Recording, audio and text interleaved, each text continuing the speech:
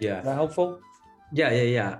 But I think a great question to ask on this note is like, what would you define success as? Yeah. Because like if Yeah. people have different goals of success, then how long it takes them to get there is will be drastically different. Because some people they're like, oh, I'm just in it for the money. Like then you also have serial entrepreneurs that are opening up like multiple businesses. So Yeah. like what would you define success as?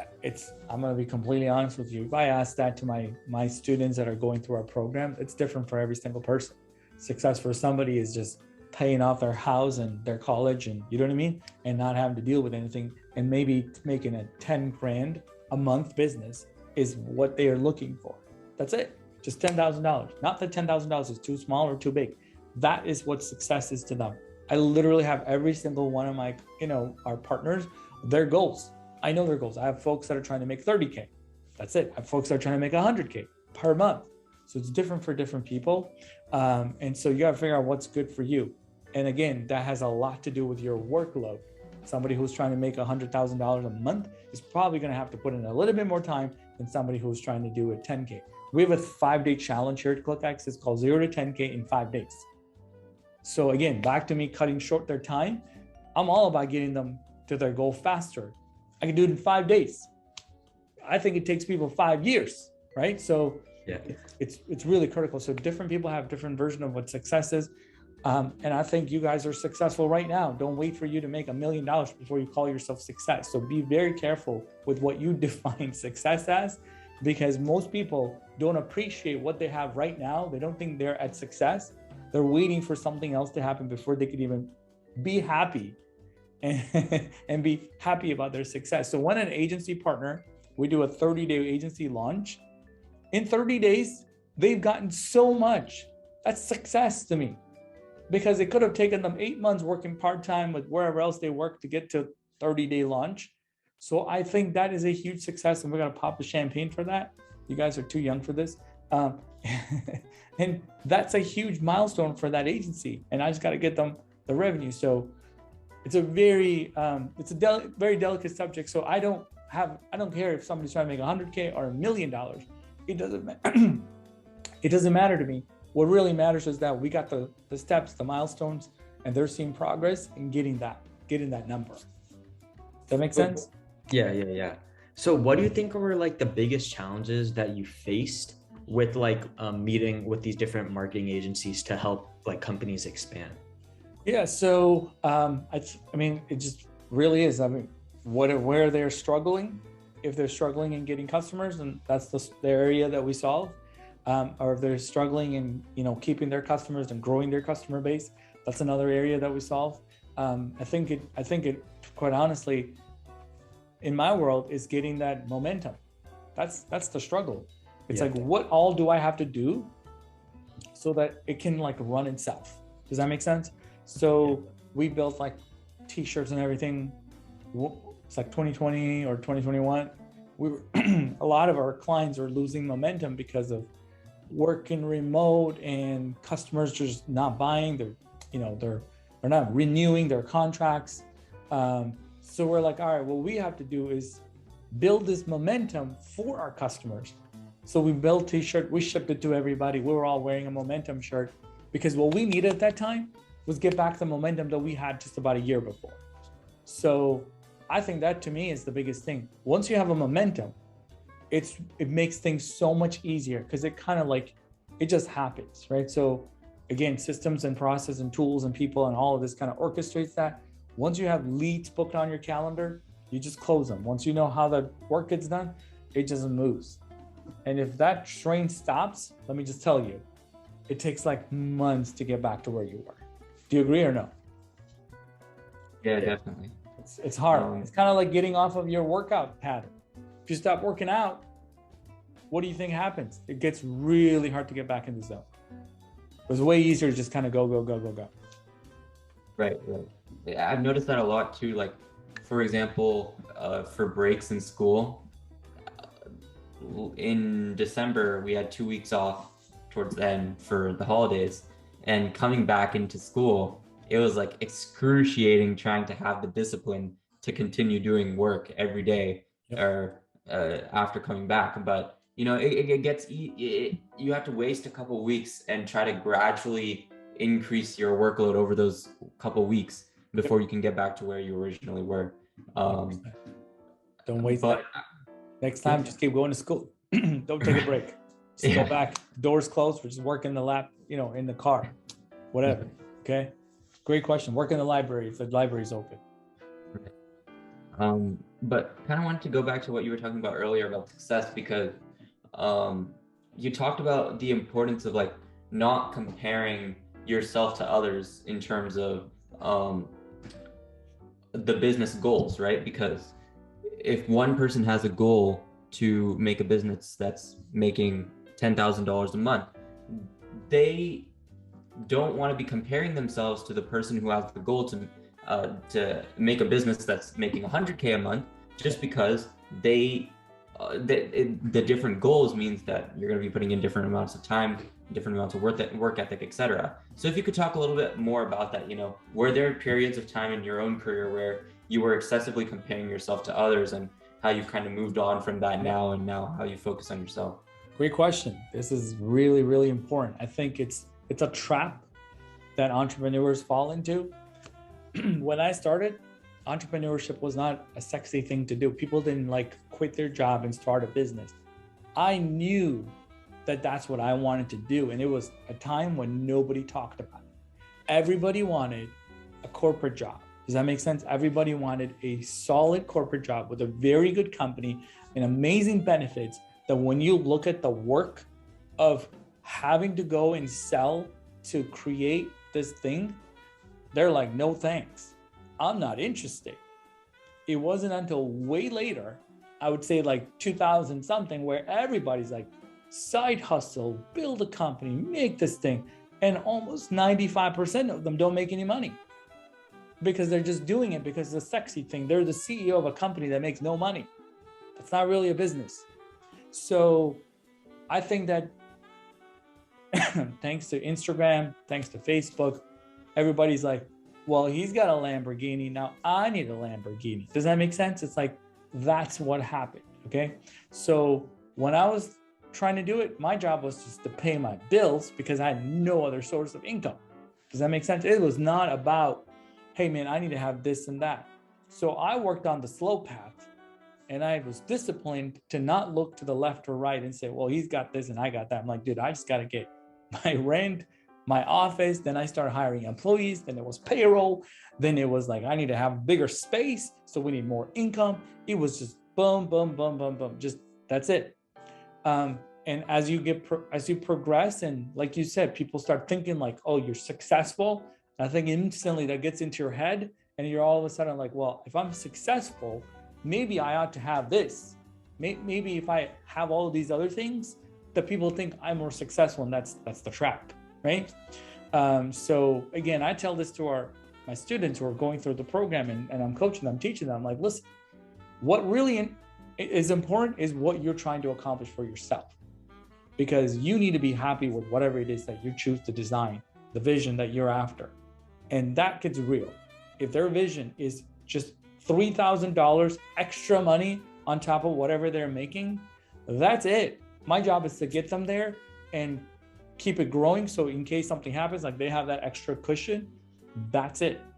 That's the goal. That's what I got to help them accomplish.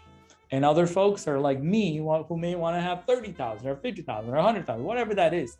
So then it comes with a whole different set of challenges, an enormous amount of pressure. And if you ever worked with a company that's venture funded, you'll know the pressure the CEO is under. Does that make sense? They're like, I got to make my investors so happy that we got to 10x our growth. Well, let me tell you, 10x in growth is not a small task. It's not even like a medium task. It's like do or die task. It takes so much energy and work out of it. That's what I'm trying to say. Most people try to do that, they burn themselves out, because it doesn't matter how hard you try. Like, you work an extra 4 more hours does not overnight grow your income. It's like, it's a bad model. So really figure out what makes you, or what your ultimate goal is, and try not to get somebody to tell you how much revenue you got to have, because when you take outside investor money, that's the only option, is that they need to make $1 million more by giving you 100,000, and they're going to make you do it. Does that make sense?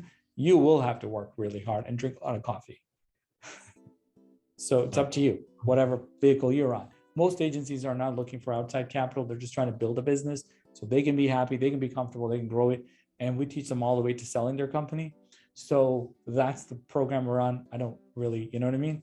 None of these folks are taking outside capital to grow. So they don't have the pressure. It's just more of internally, what is it that they're looking to accomplish? And we put them on the right program for that. So the question I have for you, I guess the answer really would vary from like marketing agency to like another marketing agency.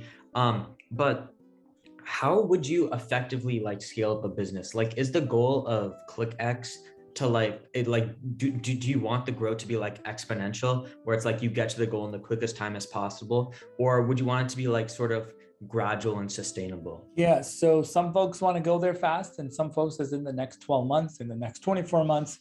This is what we're trying to accomplish. And so we would work with their leadership team on getting that done. I mean, literally, it's unique to every single person.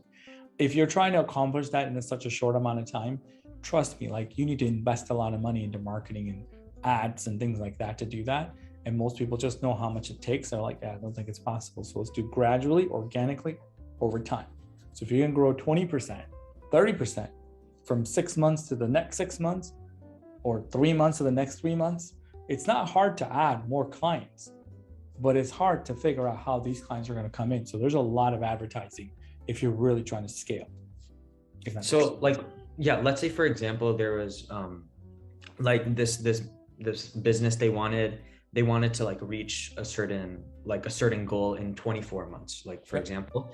How would you like boost their productivity, or like make sure they're still like energetic about the whole process through that time without like having them burn out?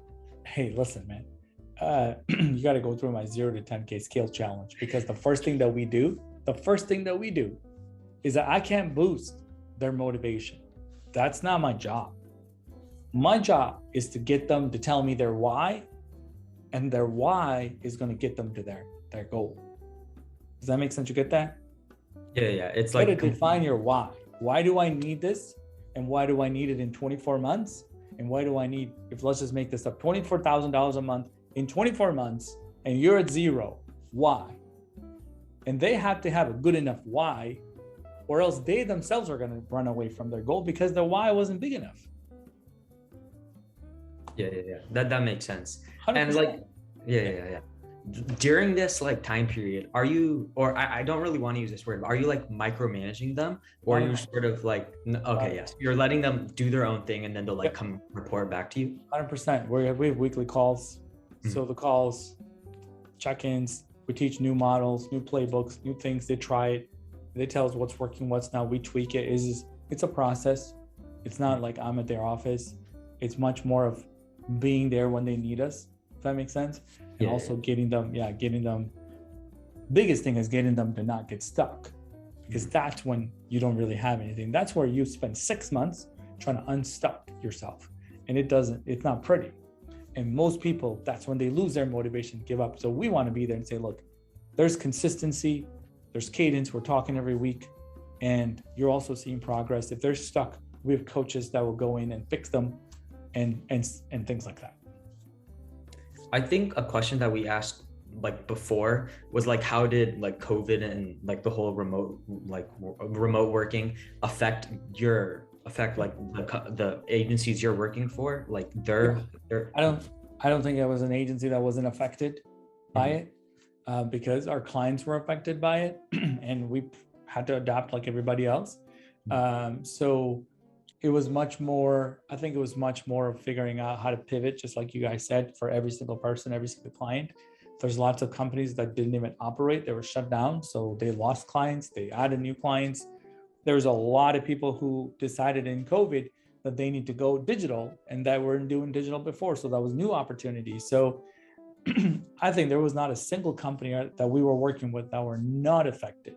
What was cool though, is how every single time they did get stuck, we pivoted, tried different things, different industries. We sold different products. Facebook ads was really popular, I'll tell you, during the pandemic, because everybody had money and they just had to do something with it. And a lot of new clients invested into Facebook ads that never invested into Facebook ads before. So there were new revenue opportunities, while you may have lost revenue from some of the companies that were deeply affected by the fact that you can't even operate. I think one of the last questions we ask before we like wrap it up and ask our final question is like, what does ClickX have for the future? Like, what are you guys working on right now? Scale. That's what we have for the future. One word. How do we scale?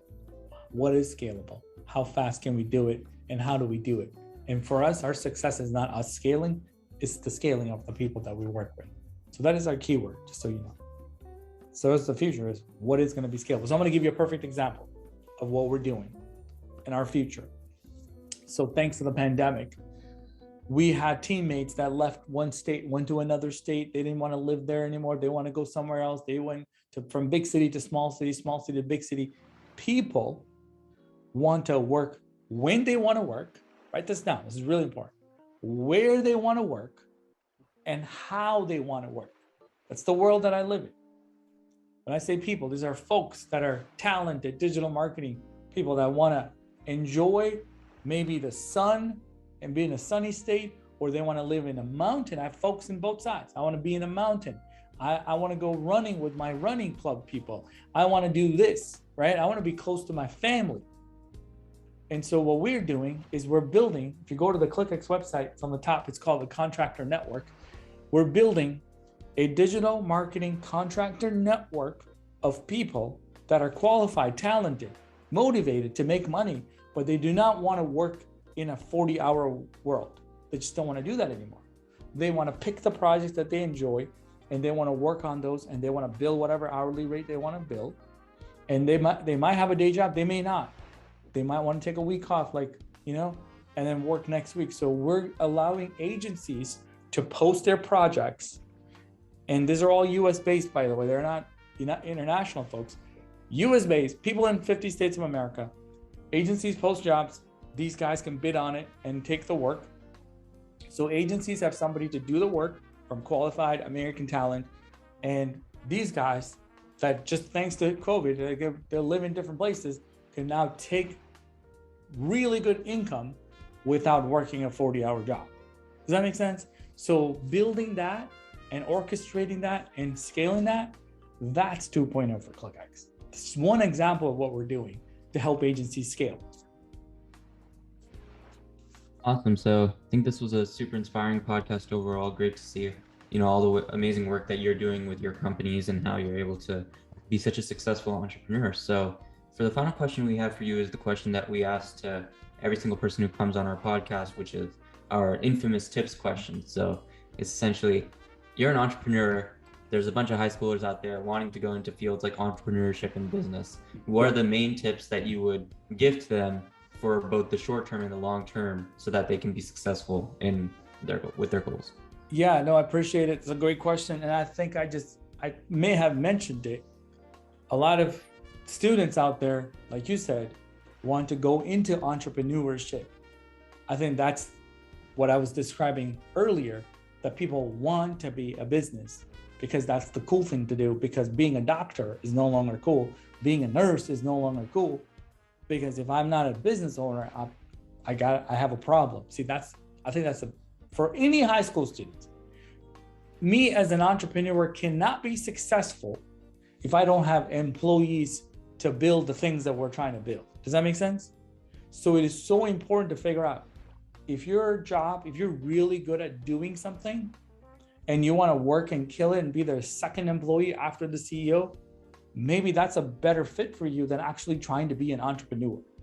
In fact, I don't even think you should be an entrepreneur until you've actually worked at multiple companies, figured out what works and what isn't. But if you want to do the entrepreneurship, you're solving a problem.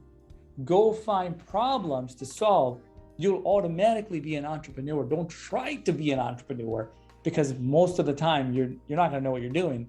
You just got the label, like I said, the CEO of a company that makes no money. You're an entrepreneur, but you ain't really solving a problem. You don't even know what to do, right? So I think the big thing is, what problem can I solve where is that? Like we're a software for agencies, but we became the software for the small business, because I knew that was a problem I was solving for a decade before I built the software.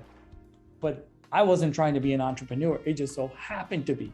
So I think it's really sexy today. It's so funny that it is so sexy today, but it's not sexy running a business and you making no money. Does that make sense? Or nobody likes your product. You're going to quit because your motive was to be an entrepreneur. But I never quit because my motive was to solve a problem. And I'm still solving it today. I don't know if that answers your question. Yeah, the importance of perseverance cannot be understated. So that pretty much wraps it up for our podcast. Thank you so much to Mr. Timothy for taking time out of your busy schedule for coming on. Thank you to our listeners for listening. And as always, see you next time in future episodes. High School Not So Much a Musical is hosted by Ayush Agarwal and Nitin Jaladanki. Narration by Samhit Padala. Music from Louis Luang Relaxation Cafe, Tune Pocket, and Infraction. If you like the show, please recommend it to your friends and family. Thank you for listening, and see you next time.